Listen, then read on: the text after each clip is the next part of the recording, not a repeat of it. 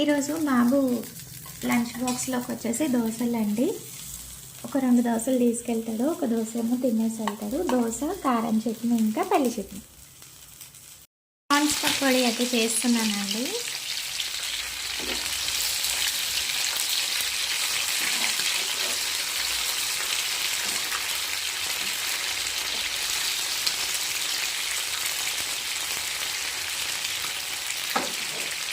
ఈజీగా అయిపోతుందండి. మసాలాలన్నీ కలుపుకొని ఫ్రై చేసుకుంటే అయిపోయాయి. చూడండి, డిష్ అవుట్ అయితే చేస్తున్నాను.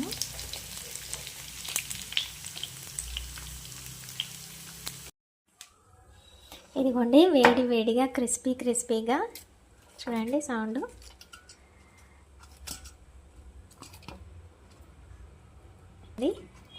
వీడియో నచ్చితే లైక్ చేసి సబ్స్క్రైబ్ చేసుకోండి. రెసిపీ కోసం కామెంట్ చేయండి.